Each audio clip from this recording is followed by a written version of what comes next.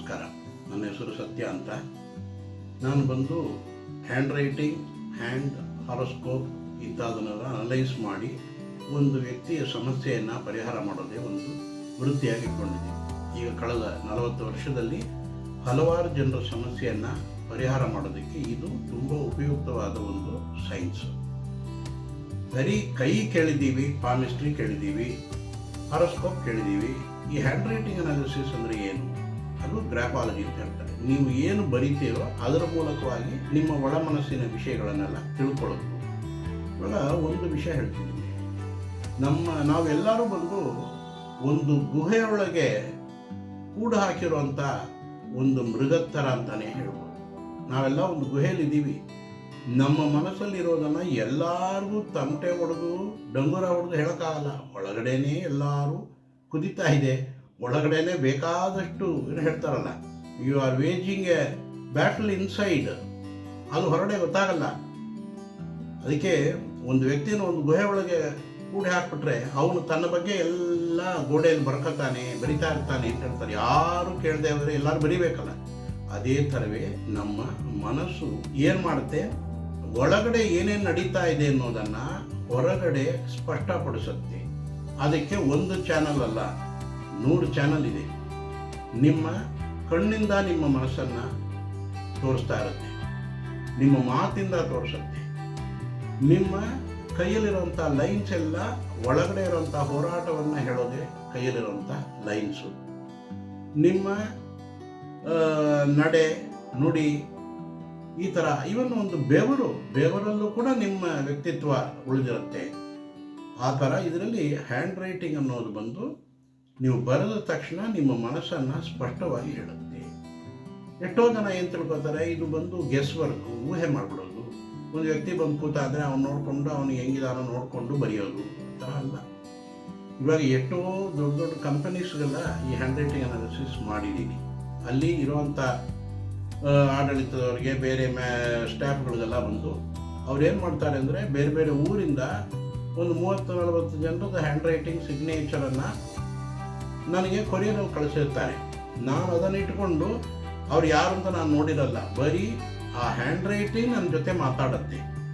ಅಲ್ಲಿ ಆ ವ್ಯಕ್ತಿ ಯಾರು, ಅವನ ತಾಪಗಳು ಏನು, ಸಂತೋಷವೇನು, ಅವನು ಏನು ಒಳಗಡೆ ಒಂದು ಮನಸ್ಸು ಏನು ಹೇಳುತ್ತೆ ಅನ್ನೋದನ್ನು ರಿಪೋರ್ಟಾಗಿ ಬರಿತೀನಿ.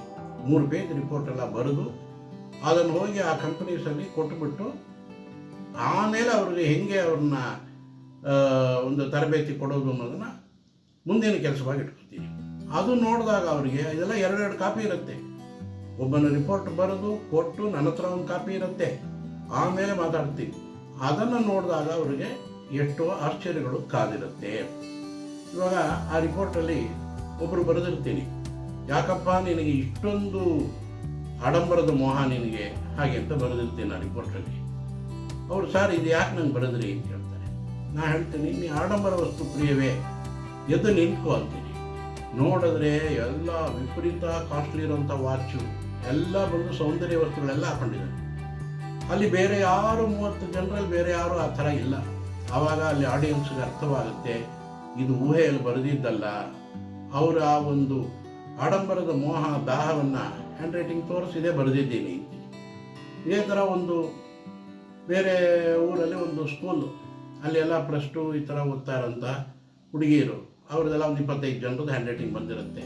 ಒಂದು ಹುಡುಗಿ ಕೇಳ್ತಾಳೆ, ಸರ್ ನನಗೆ ಕಣ್ಣು ದೋಷ ಇದೆ ಅಂತ ಬರೆದಿದ್ದೀರಲ್ಲ, ಏನಿದು, ಎದ್ದು ನಿಂತ್ಕೊ ಅಂತ. ಅವಳು ಕನ್ನಡಕ ಹಾಕೊಂಡಿರ್ತಾಳೆ. ನೋಡಮ್ಮ, ಇದನ್ನೇ ಹೇಳೋದು, ಇದು ಕಣ್ಣಲ್ಲಿ ದೋಷ ಇದೆ ಅಂತ ಕೆಲವರು ಬರೆದಿದ್ದೀನಿ, ಯಾರ್ಯಾರು ಬರೆದಿದ್ದೀನಿ ಎದ್ದು ನಿಂತ್ಕೊಳ್ಳಿ. ಒಂದು 30 ಹುಡುಗಿರಲ್ಲಿ ಒಂದು 6 ಜನ ನಿಂತ್ಕೊತಾರೆ, ಅದರಲ್ಲಿ 5 ಜನ ಕನ್ನಡಕ ಹಾಕೊಂಡಿರ್ತಾರೆ. ಆವಾಗ ನಾನು ಹೇಳ್ತೀನಿ, ನೋಡಿದ್ರ ಇಲ್ಲಿ 6 ಜನರಲ್ಲಿ 5 ಜನ ಕನ್ನಡಕ ಇದೆ, ಆಲ್ರೆಡಿ ಐಸೈಟ್ ಇವೆ. ಇನ್ನೊಬ್ಳಿಗೆ ಆಗತ್ತೆ, ಅವಳು ಕನ್ನಡಕ ಹಾಕುತ್ತಾಳೆ, ಬೇರೆಯವ್ರಿಗೆ ಇಲ್ಲ ಇಲ್ಲಿ. ಆವಾಗ ಒಂದು ಪ್ರೂಫ್, ನಾನು ನಿಮ್ಮನ್ನು ನೋಡಿದ್ದೇನಾ? ಇಲ್ಲ. ನೀವು ನಾನು ನೋಡಿದ್ದಿಲ್ಲ, ಯಾವುದೋ ಊರಿಂದ ಬಂದವನು ನಾನು. ಅಂದರೆ ನಿಮ್ಮ ಹ್ಯಾಂಡ್ ರೈಟಿಂಗ್ ನಿಮ್ಮ ದೇಹಸ್ಥಿತಿ, ಮನಸ್ಥಿತಿ ಎಲ್ಲವನ್ನು ಎಷ್ಟೆಷ್ಟಾಗುತ್ತೆ ಎಲ್ಲ ಹೇಳುತ್ತೆ ಅಂತಲ್ಲ, ಕೆಲವು ವಿಷಯಗಳನ್ನು ಹೇಳುತ್ತೆ. ಅದನ್ನು ನಾವು ತಿಳ್ಕೋಬೋದು. ಹಸ್ತಾಕ್ಷರದಲ್ಲಿ ಅಷ್ಟೊಂದು ಸಮಾಚಾರ ಇದೆ. ಅದೇ ಥರ ಇನ್ನೊಂದು ಗ್ರೂಪ್ ಇತ್ತು ಮಂಗಳೂರಲ್ಲಿ. ಆ ಗ್ರೂಪಲ್ಲಿ ಒಂದು 30 ಜನ ಕೂತಿದ್ರು. ಅಲ್ಲಿ ನೋಡೋ ಒಂದು ಹುಡುಗಿ ಗೊತ್ತಿತ್ತು. ನಾನು ಹೇಳಿದೆ, ಇದೇನು ಚಿಕ್ಕ ಹುಡುಗಿ ಯಾಕೆ ಇಲ್ಲಿ ಬಂದಿದೆ ಅಂತ. ಇಲ್ಲ, ಅದು ಅವ್ರ ಅಪ್ಪ ಕರ್ಕೊಂಡ್ಬಂದಿದ್ದಾರೆ. ಆ ಹುಡುಗಿ ರಿಪೋರ್ಟಲ್ಲಿ ಒಂದು ಲೈನ್ ಇದೆ ಸರ್, ಅದನ್ನು ಏನು ಅಂತ ಹೇಳಿ. ಏನು? ಅಮ್ಮನ ಪ್ರೀತಿಗಾಗಿ ಯಾಕೆ ಇಷ್ಟೊಂದು ಬಯಸ್ತಾ ಇದೆಯಾ ಹಾಗೆ ಅಂತ ಒಂದು ಲೈನ್ ಬರೆದಿದ್ದೆ. ಅವಾಗ ಅವ್ರು ಹೇಳಿದ್ರು, ಈಗ ತಾನೇ ರೀಸೆಂಟಾಗಿ ಅವ್ರ ಅಮ್ಮ ತೀರ್ಕೊಂಡಿದ್ದಾರೆ, ಆ ಮಗುವಿಗೆ ಅಮ್ಮಂದೇ ಚಿಂತನೆ ಇದೆ, ಅದನ್ನು ಈ ರಿಪೋರ್ಟಲ್ಲಿ ಬಂದಿದೆ ಅನ್ನೋ ನಮಗೆ ಆಶ್ಚರ್ಯ. ಅಂದರೆ ಈಗೇನು ನನಗಲ್ಲಿ ಆ ಹುಡುಗಿ ಬರ್ತಾಳೆ ಅಂತಲೂ ಇಲ್ಲ, ಹ್ಯಾಂಡ್ ರೈಟಿಂಗ್ ಬಂತ, ಹ್ಯಾಂಡ್ ರೈಟಿಂಗ್ದು ಏನು ದುಃಖ, ಅದರದ್ದು ನೋವು ಏನು ಅನ್ನೋದು ಬರೆಯೋದು ನಮ್ಮ ಕೆಲಸ. ಎಲ್ಲಿ ಸುಖ ಎಲ್ಲಿ ದುಃಖ, ಏನು ಮೂಲ ಬೇರೆ ಎಲ್ಲಿದೆ ಅದನ್ನು ಕಂಡುಹಿಡಿದು ಬರೆಯುವಂಥ ಒಂದು ಶಕ್ತಿ ಇರೋದು ಈ ಹ್ಯಾಂಡ್ ರೈಟಿಂಗಲ್ಲಿ. ಅದೇ ಥರ ಕೈಯೂ ಅಷ್ಟೇ, ಅದರೊಳಗೂ ನಿಮಗೆ ಬೇಕಾದಷ್ಟು ಆಶ್ಚರ್ಯಗಳು ಕಾದಿರುತ್ತೆ. ಇದನ್ನೆಲ್ಲ ತಿಳ್ಕೊಂಡು ಏನಾಗುತ್ತೆ, ನಾನಿವಾಗ ಎಷ್ಟೋ ಸಮಸ್ಯೆಗಳಿದೆ, ಎಲ್ಲ ಇದು ಮಾಡೋಕ್ಕಾಗಲ್ಲ. ಒಂದು 4 ಸಮಸ್ಯೆಗಳು ತೊಗೊಂಡಿದ್ದೀನಿ. ಎಜುಕೇಷನ್, ಮ್ಯಾರೇಜು, ಕೆರಿಯರು, ಹೆಲ್ತು, ಈ 4 ವಿಷಯವಾಗಿ ನಿಮ್ಮ ಕೈ, ನಿಮ್ಮ ಹ್ಯಾಂಡ್ ರೈಟಿಂಗ್, ನಿಮ್ಮ ಜಾತಕ ಇದನ್ನು ಇಟ್ಟುಕೊಂಡು ನಿಮ್ಮ ಸಮಸ್ಯೆಯನ್ನು ಹೇಗೆ ಬಂದು ಬಗೆಹರಿಸ್ಕೋಬೋದು, ಅದಕ್ಕೆ ಏನೇನು ಟಿಪ್ಸ್ ಕೊಡ್ಬೋದು ಅನ್ನೋದನ್ನೆಲ್ಲ ಮುಂದಿನ ವೀಡಿಯೋಗಳಲ್ಲಿ ಒಂದೊಂದಾಗಿ ಹಾಕ್ತೀನಿ. ಅದನ್ನು ನೀವು ಪರಿಶೀಲನೆ ಮಾಡ್ಕೋಬೋದು. ಧನ್ಯವಾದ.